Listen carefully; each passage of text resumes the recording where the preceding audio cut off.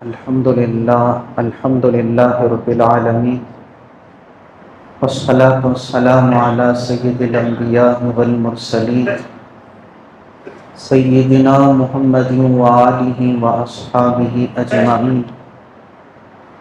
قال اللہ تعالی اعوذ باللہ من الشیطان الرجیم بسم اللہ الرحمن الرحیم۔ ضربت علیہم الذلۃ اینما ثقفوا الا بحبل من اللہ وحبل من الناس وباءوا بغضب من اللہ وضربت علیہم المسکنہ ذلک بأنہم كانوا یکفرون بآیات اللہ ویقتلون الانبیاء بغیر حق ذلك بما عصوا وكانوا يعتدون۔ صدق اللہ العظیم۔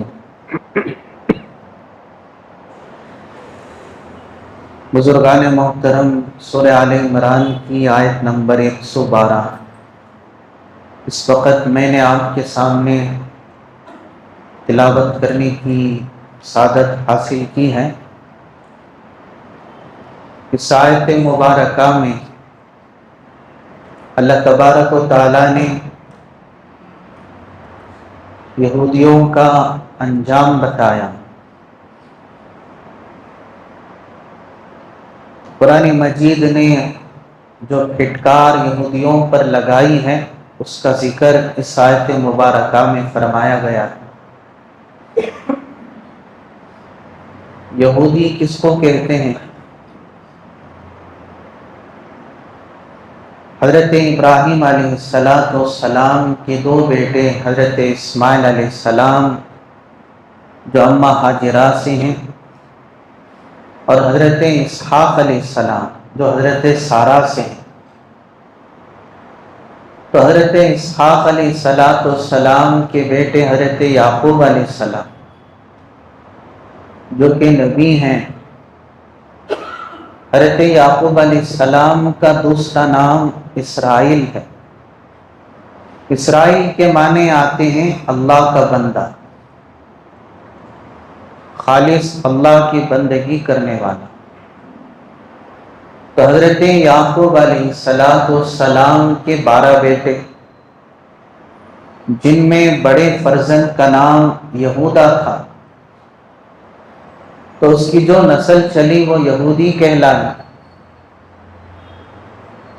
مگر چلتے چلتے جو 12 بیٹوں سے جتنی نسلیں چلیں سب کا لقب یہودیت پڑ گیا، اور اسی سے سب مشہور ہو گئے۔ تو یہودیت کا دوسرا نام بنی اسرائیل، اسرائیل کی اولاد۔ قرآن مجید نے جو بنی اسرائیل کے نام سے ذکر کیا، اس سے یہودی مراد۔ تو حضرت یعقوب علیہ السلام کے بیٹے جو یہودا تھے، ان کی نام کی نسبت سے یہی سب کا لقب یہودی پڑ گیا۔ مگر ان کا مذہب بھی خالص اسلام تھا۔ حضرات انبیاء علیہ السلام جو تشریف لاتے اسلام کی توحید کی دعوت دیتے۔ قرآن مجید میں بھی سورہ بقرہ میں موجود ہے، بارہا آپ سنتے ہیں حضرت ابراہیم علیہ السلام نے، حضرت یعقوب علیہ السلام نے اپنی اولاد کو مذہب اسلام ہی کی وصیت فرمائی۔ وَوَصَّى بِهَا إِبْرَاهِيمُ بَنِيهِ وَيَعْقُوبُ يَا بَنِيَّ إِنَّ اللَّهَ اصْطَفَى لَكُمُ الدِّينَ فَلَا تَمُوتُنَّ إِلَّا وَأَنْتُمْ مُسْلِمُونَ۔ حضرت ابراہیم علیہ السلام اور حضرت یعقوب علیہ السلام نے اپنی اولاد کو یہ وصیت فرمائی کہ میرے بیٹوں، اللہ نے تمہارے لیے دین اسلام کو منتخب فرمایا ہے، لہٰذا اسی پر قائم رہنا، اور تمہاری موت بھی اسلام ہی کی حالت میں آئے۔ مگر جو یہودیت سے مشہور ہو گئے تھے، انہوں نے لفظ اسلام کو ہٹا کر اپنا نام یہودیت ہی رکھ لیا اور اسی پر قائم رہیں اور اپنی کتابوں میں تحریف کر دی، رد و بدل کر دیا، بلکہ اپنے ہی ہاتھوں سے لکھ کر یوں کہتے تھے کہ یہ اللہ کا کلام ہے۔ فَوَيْلٌ لِّلَّذِينَ يَكْتُبُونَ الْكِتَابَ بِأَيْدِيهِمْ ثُمَّ يَقُولُونَ هَٰذَا مِنْ عِندِ اللَّهِ لِيَشْتَرُوا بِهِ ثَمَنًا قَلِيلًا۔ ہلاکت ہے ایسے ہاتھوں کے لیے جو اپنے ہی ہاتھوں سے لکھ کر یوں کہتے ہیں کہ یہ اللہ کا کلام ہے، اللہ کی طرف سے ہے، معمولی دنیاوی مال حاصل کرنے کے لیے چند قیمت کے خاطر اپنے ہاتھوں سے لکھ کر اللہ کا کلام کہتے ہیں۔ اس طرح ان کی کئی شرارتوں کو اللہ نے قرآن مجید میں بیان فرمایا۔ اللہ نے قرآن مجید کے مختلف مقامات میں ان کے شرک کو اور ان کے کفری عقائد کو، اسی طرح ان کی شرارتوں کو اس طرح ذکر فرمایا کہ یہودی کہتے ہیں وقالت اليہود عزیر ابن اللہ، کہ حضرت عزیر علیہ السلام اللہ کے بیٹے ہیں، جبکہ مذہب یہودیت میں اگر دیکھا جائے تو دور دور تک شرک کا نام نہیں تھا۔ حضرات انبیاء علیہ السلام نے بھی شرک سے، بت پرستی سے اور خدا پاک کے ساتھ کسی کو شریک ٹھہرانے سے حد درجے منع کیا، روکا، مگر اس کے باوجود بھی انہوں نے وقت کے پیغمبروں کو قتل کر دیا، اپنے نبیوں کو قتل کیا، کتابوں میں تحریف و تبدیل کی اور اس طرح اللہ کا بیٹا قرار دیا۔ اور اتنا ہی نہیں بلکہ اللہ پاک کے سلسلے میں بھی انہوں نے اتنی گستاخی کی کہ قرآن مجید کے اسی صورت میں ہے، سورہ آل عمران میں لَقَدْ سَمِعَ اللَّهُ قَوْلَ الَّذِينَ قَالُوا إِنَّ اللَّهَ فَقِيرٌ وَنَحْنُ أَغْنِيَاءُ۔ یہودی کہتے ہیں کہ جس کے سلسلے میں اللہ نے یوں فرمایا، یقیناً اللہ نے یہودیوں کے اس قول کو سن لیا جو یوں کہتے ہیں کہ اللہ فقیر ہے، اللہ محتاج ہے، ہم مالدار ہیں، ہم غنی ہیں۔ اسی طرح یہودی کہتے ہیں وقالت اليہود ید اللہ مغلولہ، کہ اللہ کے ہاتھ بندھے ہوئے ہیں، یعنی اللہ بخیل ہے، نعوذ باللہ، اللہ کنجوس ہے۔ اور اسی طرح یہودی کہتے ہیں وقالت الیہود والنصارى نحن ابناء اللہ واحباؤہ، کہ ہم اللہ کے بیٹے ہیں، اس کے محبوب ہیں۔ اسی طرح یہ وہی یہودی ہیں کہتے ہیں وقالوا لن تمسنا النار الا ایاما معدودہ، کہ ہمیں جہنم کی آگ ہرگز چھو نہیں سکے گی مگر چند دن کے لیے۔ تو اس طرح ان کی ایک دو شرارتیں نہیں، سینکڑوں شرارتیں، انہی شرارتوں اور خباثتوں کی وجہ سے اللہ تبارک و تعالیٰ نے ہمیشہ ہمیشہ کے لیے ان پر ذلت کو مسلط کر دیا۔ جو یہودی قوم حضرت داؤد علیہ السلام اور سلیمان علیہ السلام کے زمانے میں سارے عالم میں کئی ریاستوں کو قائم کیا، کئی اپنے علاقے بنائے، حکومتیں چلائیں، مگر جب انہوں نے حضرات انبیاء کی تکذیب کی اور نبیوں کو قتل کیا، اللہ کی نافرمانی کی، شرارتیں کی، تو ہمیشہ ہمیشہ کے لیے اللہ نے ان پر ایسے ذلت کو مسلط فرمایا کہ اللہ نے فرمایا ضربت علیہم الذلہ، کہ یہودیوں پر چسپاں کر دی گئی ذلت کو، کہ ہمیشہ ہمیشہ کے لیے ان پر ذلت کا توق ڈال دیا گیا۔ اینما ثقفوا، یہ جہاں کہیں بھی پائے جائیں گے سوائے ذلیل ہونے کے ان کے لیے اور کوئی راستہ نہیں ہے۔ اینما ثقفوا، جہاں کہیں بھی رہیں، مشرق میں رہیں، مغرب میں رہیں، شمال میں رہیں، جنوب میں رہیں، امریکہ میں رہیں، کسی بھی علاقے میں رہیں، اللہ نے ہمیشہ ہمیشہ کے لیے ذلت کو ان کے لیے مسلط کر دیا ہے، مسخر کر دیا ہے۔ مگر دو صورتوں میں دنیاوی ذلتوں سے یہ بچ سکتے ہیں۔ اللہ آگے مستثنا کرتے ہیں، فرماتے ہیں کہ اگر یہودی اسرائیل دنیاوی ذلتوں سے بچنا چاہیں تو ان کے آگے صرف دو راستے ہیں۔ ایک راستہ ہے الا بحبل من اللہ، کہ یہ اللہ کی رسی کو تھام لیں۔ اللہ کی رسی کو تھامنے کا مطلب کیا ہے؟ حضرات مفسرین نے فرمایا کہ اس کے دو مطلب ہیں۔ پہلا مطلب تو یہ ہے کہ اللہ کے حکم کو مان کر مذہب اسلام میں آ جائے۔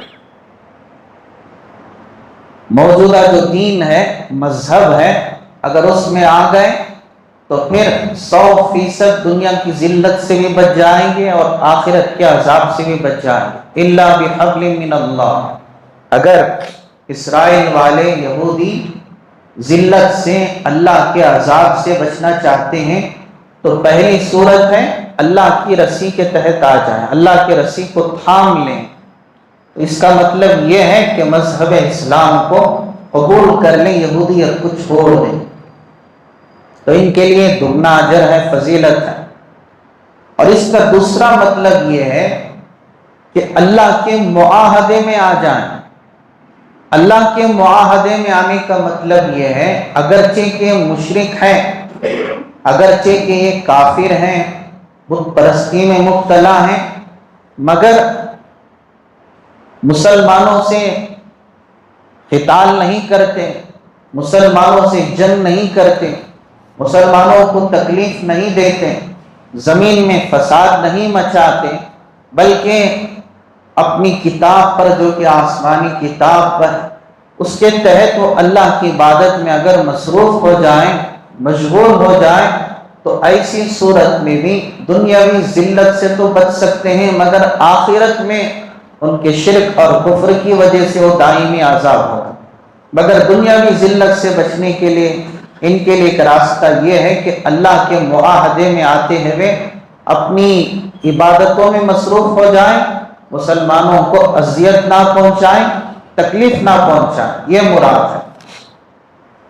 اور اسی طرح اللہ کے معاہدے میں یہودیوں میں وہ بھی شامل ہیں، جیسے اگر مسلمان یہودیوں سے، اسرائیل سے لڑنا چاہیں تو ان کی عورتوں کو معمون قرار دیا گیا، ان کے بچوں کو معمون قرار دیا گیا کہ بچوں کو قتل نہیں کر سکتے، عورتوں کو قتل نہیں کر سکتے۔ اس طرح اللہ کے معاہدے کے طور پر دنیاوی ذلت سے بچ جائیں۔ تو ایک صورت یہ ہے، ایک ذریعہ دنیاوی ذلت اور پھٹکار سے بچنے کے لیے اللہ کے معاہدے میں آ جائیں، جس کے دو مطلب، یا تو مذہب اسلام کو قبول کر لیں، اور دوسرا مطلب ہے کہ اپنے ہی مذہب میں رہتے ہوئے مسلمانوں سے لڑنا چھوڑ دیں، مسلمانوں کو تکلیف پہنچانا چھوڑ دیں۔ یہ پہلی صورت ہے کہ جس کی بدولت دنیا کی ذلت سے بچ سکتے ہیں۔ پھر مسلمانوں سے کہا جائے گا کہ ان سے جنگ نہ کریں، قتال نہ کریں۔ اور دوسری صورت ہے وَحَبْلٍ مِّنَ النَّاسِ، کہ لوگوں کی رسی میں آ جائیں، لوگوں کے پناہ میں آ جائیں، لوگوں کے معاہدے میں آ جائیں۔ تو اس کا مطلب یہ ہے یا تو دنیاوی ممالک سے، یا دنیاوی طاقتوں سے، حکمرانوں سے، دنیاوی لوگوں سے یہ معاہدہ کر لیں کہ آپ ہماری پشت پناہی کریں، آپ ہماری نصرت کریں، مدد کریں، آپ ہمارا ساتھ دیں۔ تو ایسی صورت میں بھی اللہ نے فرمایا کہ وقتاً فوقتاً دنیاوی ذلت سے بچ جائیں۔ تو آج جو اسرائیل ہے وہ اسی دوسرے چیز کا سہارا لے کر وہ فلسطین والوں پر ظلم ڈھا رہا ہے کہ وَحَبْلٍ مِّنَ النَّاسِ، کہ لوگوں کی پناہ میں، لوگوں کی پشت پناہی میں، اور لوگوں کی جو ہے وہ رسی کے تحت آ کر، یا لوگوں کی نصرت کے سبب وہ آج دن دنا رہا ہے، ظلم ڈھا رہا ہے۔ ورنہ اگر دیکھا جائے تو قرآن نے صاف اعلان کر دیا، یہودیوں کی اتنی بھی حیثیت نہیں کہ اگر کوئی انہیں ساتھ دینے والا نہ ہو تو ایک دن بھی وہ قائم نہیں رہ سکتے، ایک دن بھی ان کا وجود نہیں رہ سکتا۔ اتنی ان کی کمزوری ہے اتنی ان کی ذلت و رسوائی ہے، تو حضرات مفسرین نے فرمایا کہ وہ حبل من الناس کے تحت کہ لوگوں کی رسی کے پناہ میں آج وہ دن دنا رہے ہیں۔ ظاہری سی بات ہے، آپ جانتے ہیں اسرائیل کا بذات خود کوئی وجود نہیں، بلکہ اس کے پیچھے امریکہ کا ہاتھ ہے، برطانیہ کا ہاتھ ہے۔ اگر یہ دونوں ساتھ چھوڑ دیں، اللہ کی عزت و جلالت کی قسم ایک دن میں اس کا وجود ختم ہو جائے گا۔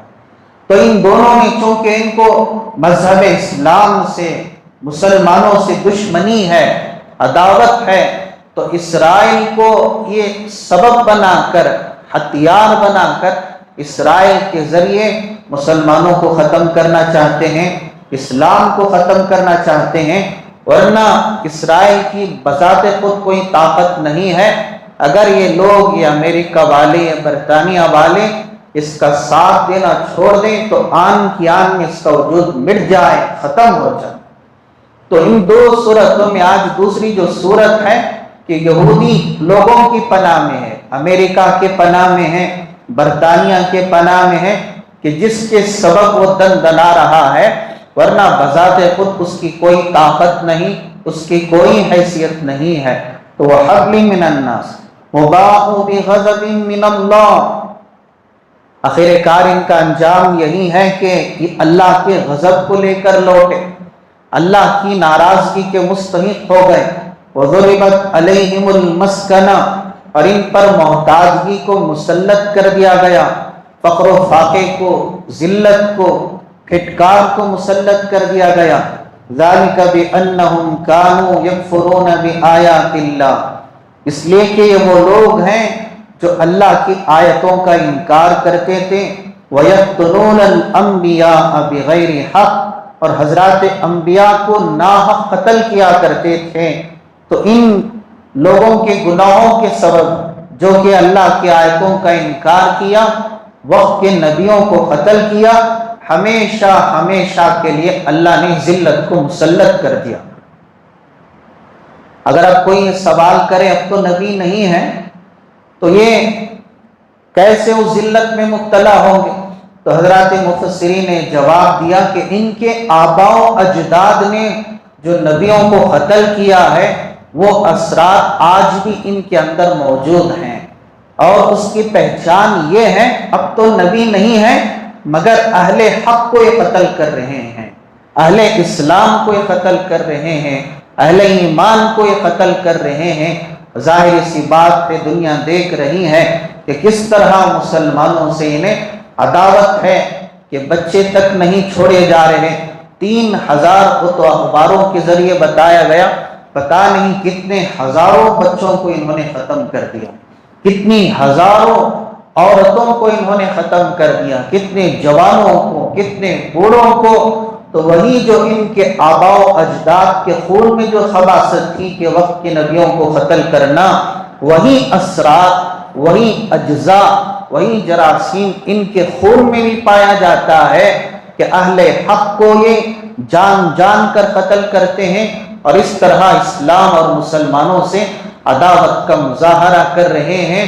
تو اللہ نے فرمایا کہ ان کی ان گناہوں کے سبب قیامت تک کے لیے، ہمیشہ ہمیشہ کے لیے اللہ کی طرف سے ان پر پھٹکار ہے، ذلت و رسوائی ہے۔ ذالک بما عصوا وکانوا یعتدون، اس لیے کہ انہوں نے اللہ کی نافرمانی کی اور حد سے آگے بڑھ گئے۔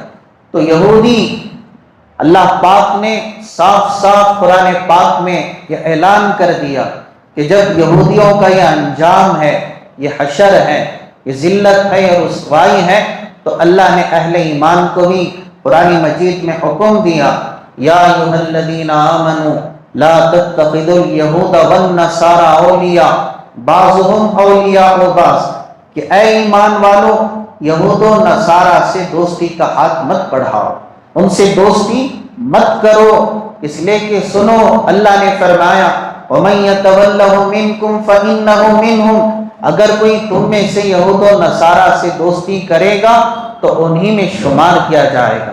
إِنَّ اللَّهَ لَا يَهْدِي الْقَوْمَ الظَّالِمِينَ، اللہ ایسے ظالموں کو ہدایت نہیں دیتے۔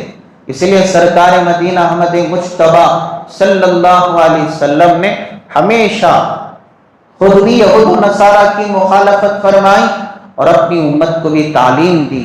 اعمال کے سلسلے میں، زندگی گزارنے کے سلسلے میں آپ سینکڑوں احادیث اٹھا کر دیکھ لیں۔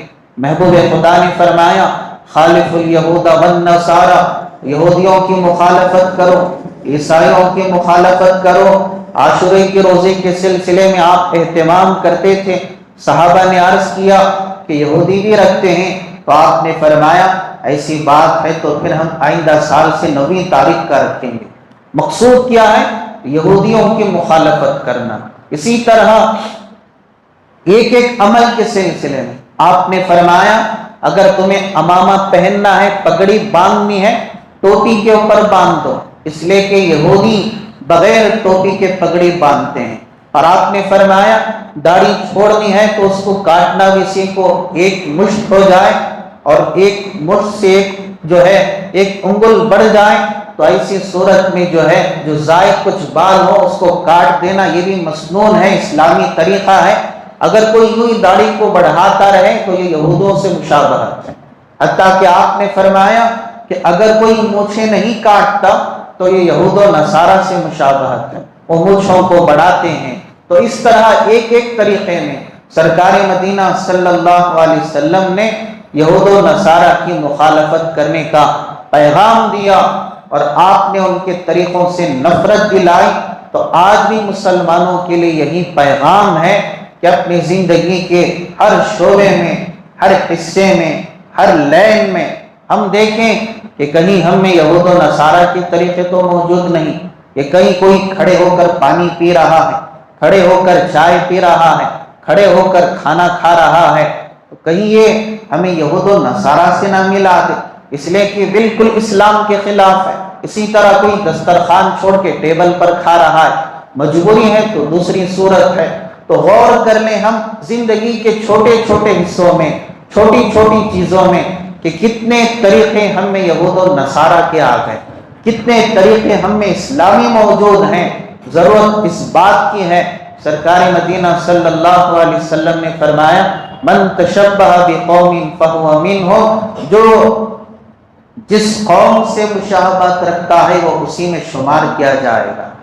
طور طریقوں سے اور اسی طرح معاملات میں، معاشرت میں اور زندگی کے ہر شعبے میں ہم دیکھیں کہ کتنے ہمارے طریقے یہود و نصارہ سے ملتے ہیں۔ اگر مل رہے ہیں تو یوں سمجھ لیں کہ ہم بھی اسرائیل کے ساتھی ہیں، اگر نہیں مل رہے ہیں اللہ کا شکریہ ادا کریں۔ اگر ان کے کوئی طریقے ہم میں موجود ہیں جلد از جلد نکالنے کی کوشش کریں، اللہ کے حضور میں سچی توبہ کریں۔ حتیٰ کہ یہاں تک حضرات علماء نے فرمایا اس وقت جو موجودہ اسرائیل فلسطین کے معصوم لوگوں پر جو ظلم ڈھا رہا ہے، تو ایسی صورت میں ہم اپنی طرف سے ادنا کوشش اگر کچھ کر سکتے ہیں تو اس میں یہ بھی طریقہ ہے کہ ان کے طریقوں پر لعنت بھیجتے ہوئے ان کی ایجاد کردہ چیزوں سے بھی اجتناب کریں اور اس کا بھی مکمل طور پر بائیکاٹ کریں۔ جیسے ان کی بنائی ہوئی مصنوعات، خواہ وہ کولڈ ڈرنکس کے اعتبار سے ہو، کوکو کولا ہو، پیپسی ہو، تھمس اپ ہو، یہاں تک حضرات علماء نے فرمایا کہ اگر کوئی کوک اور پیپسی کا باوجود یہ جانتے ہوئے استعمال کرتا ہے کہ اسرائیل کا ایجاد کردہ ہے تو گویا وہ بھی فلسطینیوں کے خون کو پی رہا ہے، باوجود جاننے کے اسے پتا ہے کہ ان کے ذریعے اس کی مالی نصرت ہوگی، مدد ہوگی، کہ جس کے سہارے مزید وہ کمزوروں پر، مظلوموں پر ظلم ڈھائے گا۔ تو اس طرح گویا ہم بھی اسرائیل کے ساتھی بن جائیں گے۔ تو ہم ذرا جائزہ لیں اپنی شادیوں میں، تقریبات میں، دعوتوں میں کہ کہیں ان کے بنائی ہوئی چیزیں تو شامل نہیں۔ صرف انہی کے نہیں بلکہ حضرات علماء نے یہاں تک فرمایا کہ اسرائیل کا جو ساتھ دے رہے ہیں ان کی چیزوں کا بھی بائیکاٹ کرو۔ امریکہ ہو یا برطانیہ ہو یا دنیا کا کوئی بھی حصہ ہو، اگرچہ کہ ہمارے اپنے آ جائیں، اگرچہ کہ ہمارے اپنے آ جائیں تو پھر ایسے لوگوں کی چیزوں کا بھی بائیکاٹ کر دیں۔ جیسے سلطان صلاح الدین ایوبی رحمۃ اللہ علیہ کا مشہور جملہ ہے کہ میرا مقصد ہے مسجد اقصی کو آزاد کرنا۔ اس وقت کے جن مسلمان حکمرانوں نے آپ کا ساتھ دینے سے انکار کر دیا اور آپ کو جنگ سے روکا، تو آپ نے فرمایا کہ میں ہر حال میں مسجد اقصی کو آزاد کرا کے رہوں گا، اگر میرے راستے میں میرا باپ بھی آ جائے، بیٹا بھی آ جائے، تو پھر میری تلوار حرکت میں آ جائے۔ تو حضرات یہ ہے کہ مسلمانوں اور ایمان والوں کا جذبہ کہ صرف اللہ اس کے رسول کو راضی کرنا مقصود ہے، اور ہر حال میں یہود و نصارہ کے جو ہے طور طریقوں سے، ان کی بنائی ہوئی چیزوں سے اور ان کے ہر شے سے اپنے آپ کو بچانا، روکنا ایک ایمانی فریضہ ہے۔ انسانی فریضہ ہونے کے ناطے ایمانی حصہ ہے۔ تو اس وقت ضرورت ہم سب کے لیے اس بات کی ہے کہ قرآن مجید نے جو یہودیوں کا انجام بتایا، اشر بتایا، اتنا سب کچھ جانتے ہوئے اگر کسی بھی معاملے میں، کسی بھی طریقے میں اگر تم ان کی مشابہت اختیار کرو گے تو جو یہودیوں پر ذلت اترے گی، ڈرو اس بات سے کہ وہ ذلت کہیں تم پر بھی نہ اتر جائے۔ تو اسی لیے اللہ نے فرمایا کہ اگر کوئی تم میں سے ان سے دوستی کرے گا، ان کے طریقے کو اپنائے گا، تو وہ بھی انہی میں شمار کیا جائے گا۔ تو یہ یہودیوں کی تاریخ ہے، اور یہودیوں کا جو ہے سارے کے سارے ایسا نہیں کہ سب کے سب غلط ہیں، جسے قرآن مستثنیٰ بھی کیا ہے کہ جو جنہوں نے وقتاً فوقتاً جو ہے ظلم سے توبہ کر کے انسانیت کا پیغام دیا اور اپنی عبادتوں میں منہمک ہو گئے، مسلمانوں کو ستانا چھوڑ دیا، تو یہ البتہ دنیاوی ذلت سے مستثنیٰ ہیں۔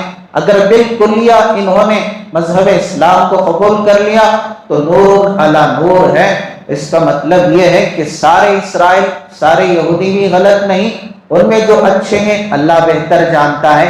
لیکن اگر اللہ کے ان بتائے ہوئے راستے کو چھوڑ کر، اللہ کی رسی کو چھوڑ کر اگر وہ اپنی شرارتوں پر اڑے ہوئے ہیں تو یاد رکھیں ہر حال میں ان کا جو ہے مقابلہ کریں، ان کی مخالفت کریں، ان پر لعنتیں بھیجیں اور ان کے طور طریقوں سے اپنے آپ کو بچائیں، اور ہمیشہ اپنے ایمان کا، اپنے اعمال کا جائزہ لیتے رہیں۔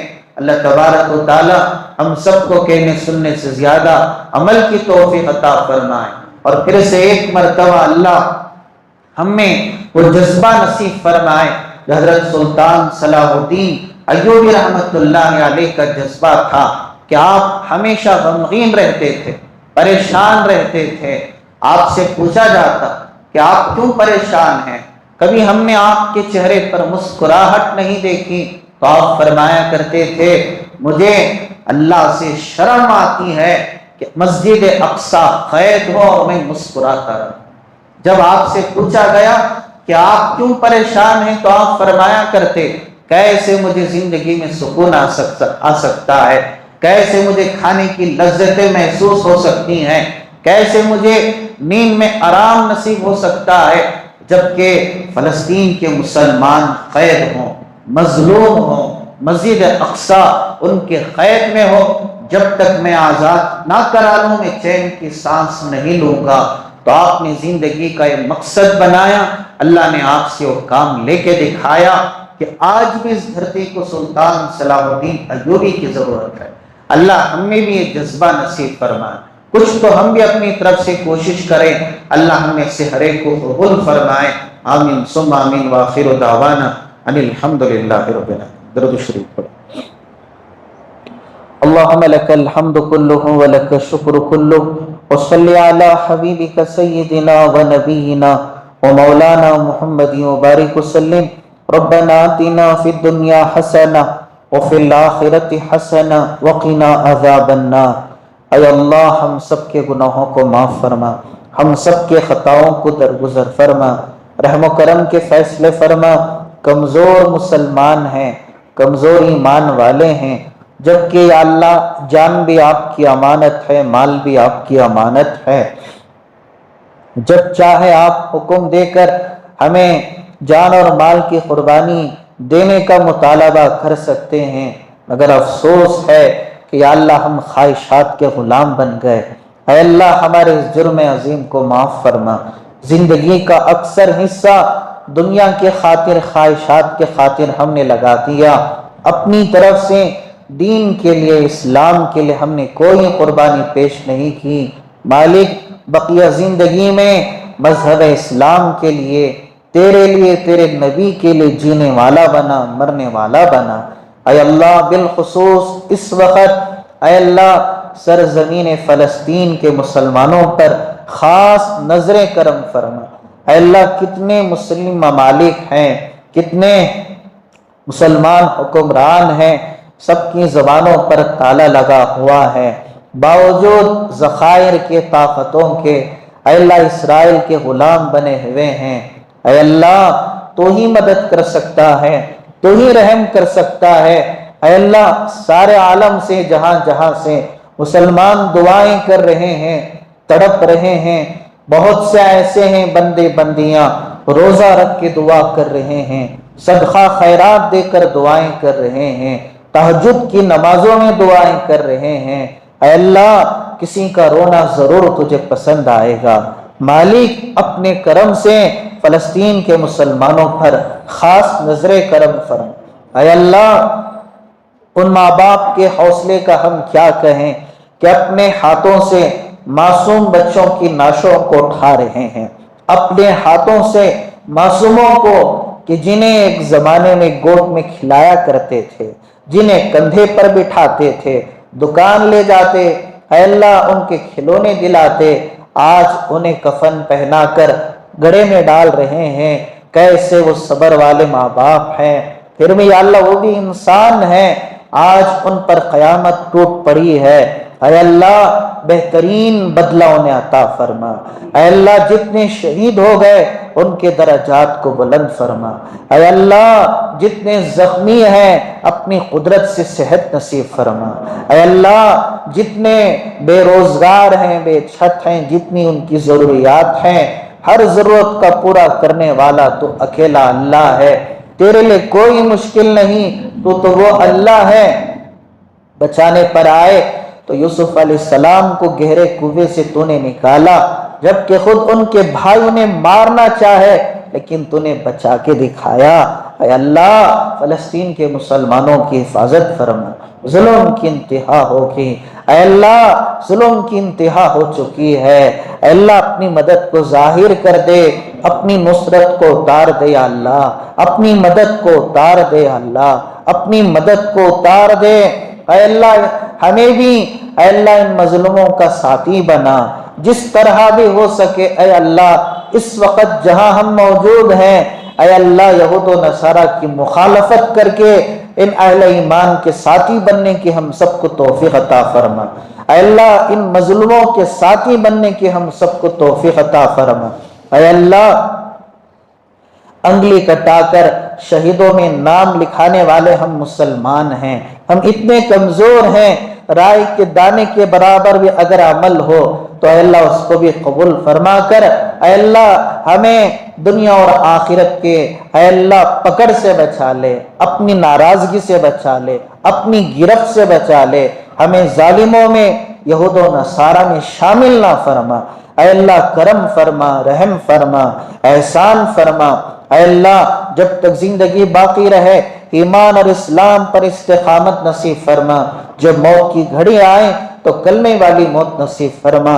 ہماری ان دعاؤں کو محض اپنے فضل و کرم سے حضرت رسول اللہ صلی اللہ علیہ وسلم کے صدقے طفیل میں قبول فرما۔ سبحان ربک رب العزت عما یصفون وسلام علی المرسلین والحمد للہ رب العالمین۔